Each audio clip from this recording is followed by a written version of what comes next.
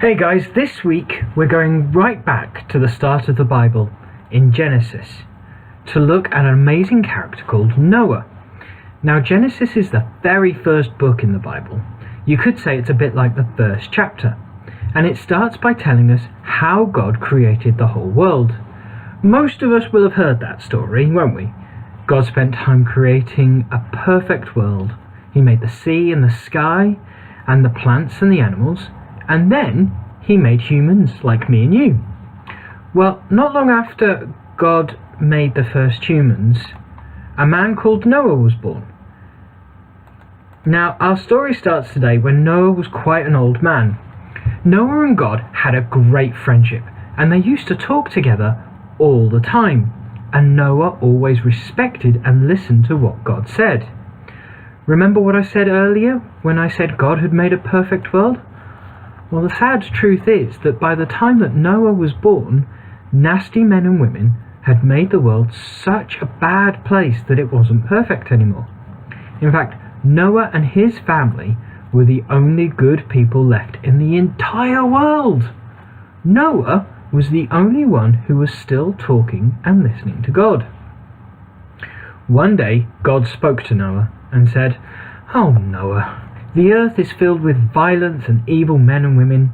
You and your family are the only people on earth who are still talking to me and living the right way. There is a huge flood coming, Noah. You must build a boat to save your family and the animals I have created." Then God gave Noah the exact instructions on how to build this ginormous boat. Okay, let's pause there, because I want us to focus on our phrase that pays this week. Our phrase that pays says, "My refuge and my fortress, my God in whom I trust." And that's from Psalm 91 verse 2. Now, quick question. Do you think Noah was doing the right thing in building this boat? Second question. Do you think everyone else in the world will have thought that Noah was doing the right thing? What about all those people who didn't talk to God anymore? Okay, so back to our story. God told Noah to build the boat before any rain had started. That means that everybody else around him would have seen he was building this boat and thought he was absolutely bonkers. Who would build a boat that size when there's not even a single drop of rain in sight? Noah didn't live in a place that got lots of rain, or had even never flooded before. People only had boats to go fishing. As I said, everybody thought Noah was bonkers, that he was wasting his time building this giant boat when he wasn't even near the sea. How was he ever going to sail it? The boat was way too big to be moved. Do you see that actually sometimes doing the right thing and trusting God can be really difficult? That people can think you're crazy and stupid for doing the right thing, and sometimes they will call you names. Well, that's exactly what happened to Noah, but he kept going because he kept believing in God and he kept doing the right thing. So Noah continued to build the boat, and finally it was finished. Just as the weather started to turn, the sunshine had changed to clouds, and suddenly it started to rain. Still, the people thought Noah was crazy. It's only a bit of rain.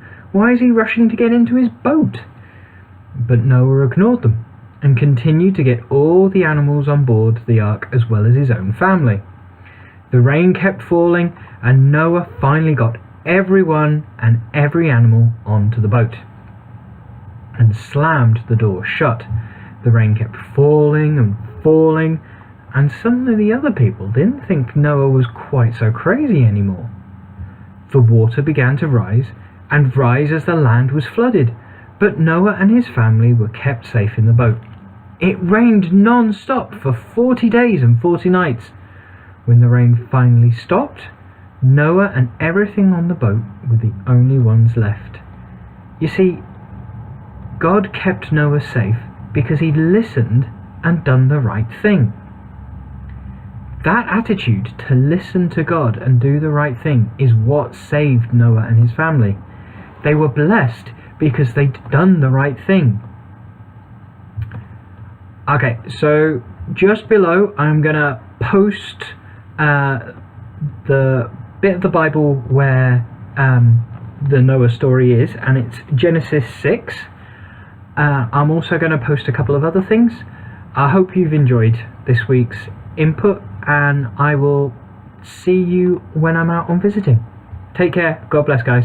Bye.